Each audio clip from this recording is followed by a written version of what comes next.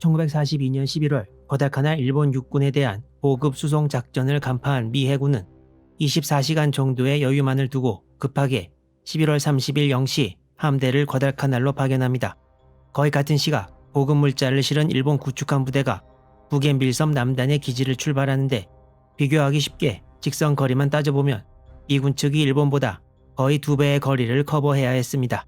이렇게 미군 함대가 서둘러 출발한 곳이 바누아투라는 곳인데요. 바누아투는 현재 이름이고 20세기의 대부분을 뉴 헤브리디즈라는 이름으로 알려졌었습니다. 뉴 헤브리디즈는 1906년부터 1980년까지 프랑스와 영국이 공동 통치를 했는데 태평양 전쟁 때 솔로몬 제도 등 남태평양 도서에서 그나마 가까운 이곳에 미 해군 기지가 들어섰고 그 위치가 바로 가장 큰 섬인 에스피리투 산토 섬의 남단에 위치했습니다.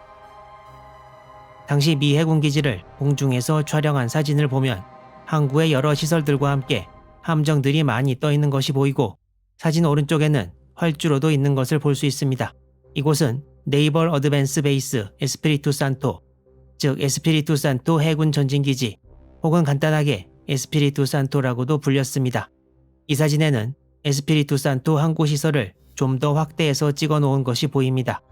이 기지는 더 남서쪽에 위치한 뉴칼레도니아의 누메아와 함께 훨씬 거리가 먼 진주만을 대신해 미군의 남태평양 작전에 중요한 역할을 담당했고 11월 30일 라이트 제독의 미 해군 함대가 과달카날로 출발한 곳도 에스피리투 산토 기지였습니다.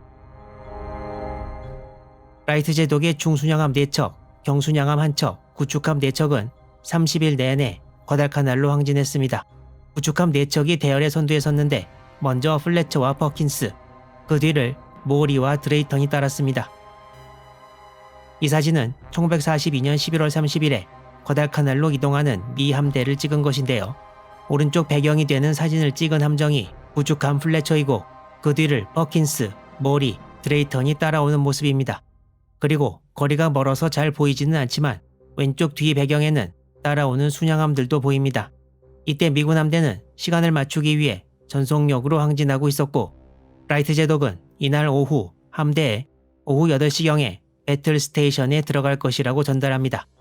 또한 라이트 제독은 오후 4시 25분 순양함들에서 수상정찰기 10대를 전부 과달카날 북쪽에 툴라기 섬으로 보내 오후 10시부터 정찰 비행을 하게 합니다. 순양함의 수상기는 이렇게 캐터펄트를 이용해 이함시키고 임무를 마치고 바다에 착수하면 이렇게 크레인을 이용해 끌어올리는데요. 이 정찰기 한 대가 보통 600리터 정도의 연료를 싣게 되는데 이전의 경험으로 수상기가 함상에 있는 상태에서 포격을 받고 큰 화재가 발생하는 일이 많아서 그걸 되풀이하지 않기 위해 미리 이함시켜 다른 곳으로 보낸 다음에 정찰을 하게 했던 것입니다.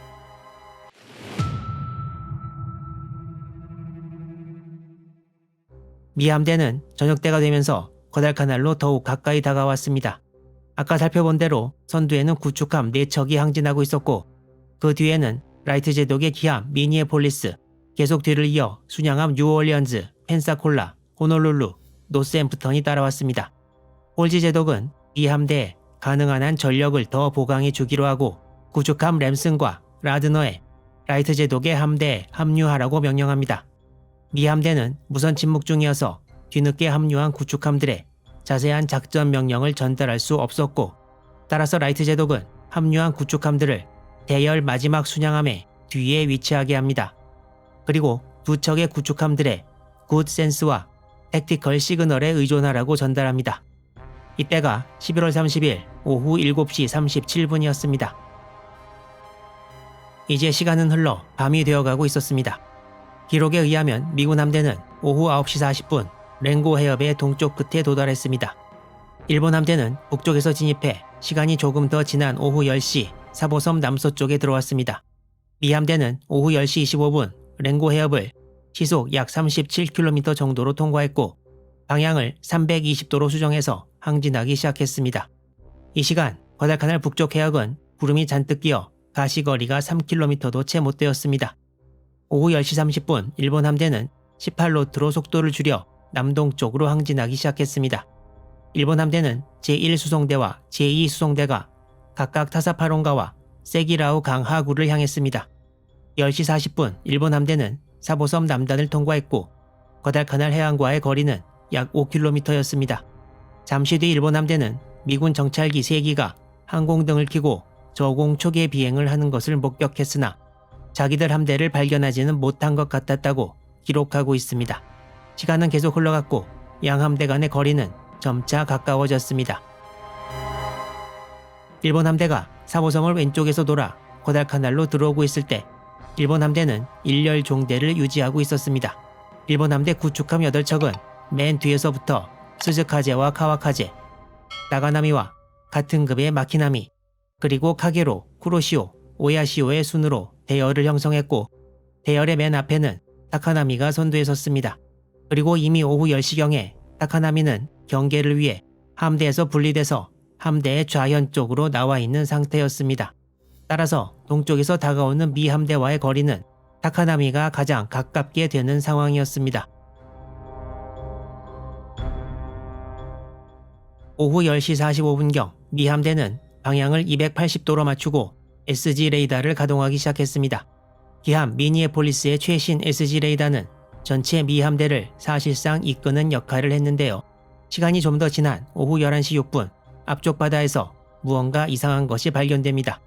당시에 쓰던 SG 레이더는 이런 식으로 육지와 함정이 구분되어 보였다고 하는데요. 오후 11시 6분 기함 미니애폴리스의 레이더에서는 육지 가장자리의 크기가 커지더니 잠시 후 육지와 분리되었다고 합니다. 가만히 있는 육지라면 갑자기 떨어져 나올 리가 없으니 함정이라고 봐야 되는 건데요. 미 함대와의 거리는 약 23.7km였고 기함 미니애폴리스의 라이트 제독은 즉각 이 사실을 전 함대에 알립니다. 기함 미니애폴리스에서 통지를 받은 시각과 거의 동일한 오후 11시 6분경 미 함대의 선두에 섰던 구축함 플래처의 레이더도 두 척의 적함을 발견합니다. 거리는 약 13km가 좀 안 되는 정도였습니다. 기함 미니애폴리스의 레이더에 나온 육지에서 떨어진 물체는 시간이 지나면서 숫자가 점점 늘어나기 시작합니다. 오후 11시 13분 일본 함대 선두에서 경계를 맡고 있던 구축함 타카나미에서 100도 방향에 적함으로 보이는 물체를 발견했다고 보고합니다. 그리고 곧이어 적 구축함 7척을 발견했다고 보고합니다. 거의 같은 시각 구축함 쿠로시오의 견시병들도 적함 발견 소식을 전해옵니다. 이때 일본 구축함들은 드럼통을 해안으로 보내기 위해 로프를 푸는 등 막바지 작업 중이었는데요. 일본 함대 지휘관 타나카 라이조 제독은 양육 작업 중지와 함께 전투 배치 명령을 내립니다. 잠시 뒤 타나카 제독이 타고 있는 기함 나가나미에서도 미 함대를 목격했습니다. 이제 바로 전투가 시작될 찰나였습니다. 자료를 보다 보면 동일한 사건이라도 일어난 시간과 지도상의 위치가 다른 경우가 많습니다. 여기서는 여러 자료를 입체적으로 참고하면서도 최대한 일관되게 사건을 재구성하고 있습니다.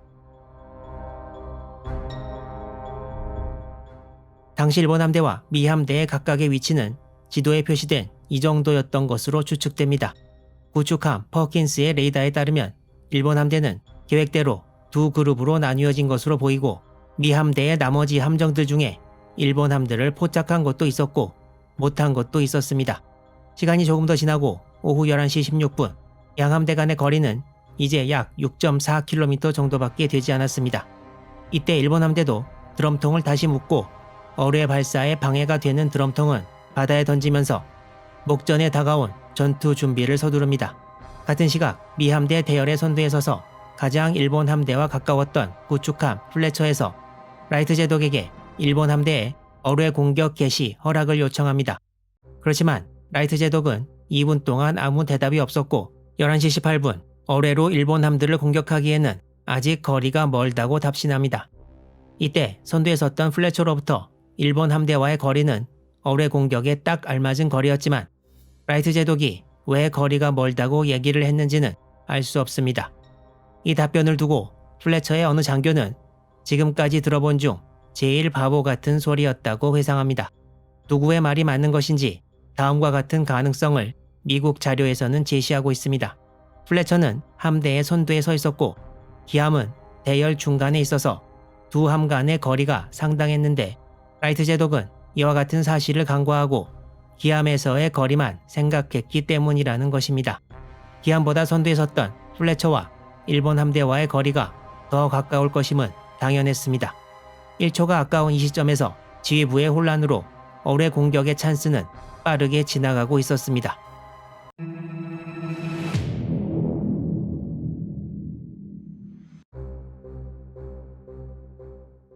구축함 플래처에서는 일본 함대와의 거리가 멀지 않다고 다시 답신하고 최초 공격 개시 요청으로부터 4분이 지난 11시 20분 어뢰 발사 요청이 승인됩니다. 하지만 이 4분 동안 일본 함대는 이상적인 어뢰 공격 각도에서 이미 벗어난 후였습니다. 어뢰 발사 명령이 내려짐과 동시에 미 구축함 세척에서 총 20발의 어뢰가 발사됩니다. SG 레이더가 없던 구축함 모리에서는 적함을 포착 못해 어뢰를 발사하지 못했습니다. 어뢰 발사 명령이 내려진 바로 다음 순간 일본 함대를 향한 함포 사격 명령도 내려지고 미군 순양함들에서도 레이더로 좌표를 확보한 일본 함대 위치에 포탄을 퍼붓기 시작했습니다. 미 순양함들은 사격 명령이 내려진 11시 21분부터 25분까지 차례로 사격을 시작했습니다. 미군의 일제 공격을 목격한 일본 함대에서도 전통적으로 전투 개시 직전 항상 내리는 전군 돌격 명령이 내려집니다. 미 함대의 일제 사격은 일본 함대 대열 좌현 쪽 맨 앞에 있던 구축함 타카나미에 집중됩니다. 미 함대와 가장 가까이 있어서 제일 잘 보였던 타카나미가 손쉬운 타겟이 된 것은 당연했습니다. 타카나미는 집중타를 맞고 미군 사격 개시 약 4분여 만에 기동 불능이 되어버렸습니다. 일단 미군으로서는 개시를 잘한 셈이 되었는데요. 초반의 시간 낭비로 인해 처음 미군이 발사한 어뢰 최소 20발은 전부 빗나가고 말았습니다. 선두함이 당한 것을 가만 보고만 있을 일본 함대는 아닌데요. 앞으로의 상황은 어떻게 진행될까요? 다음 영상에서 자세한 전투 상황 계속 이어집니다.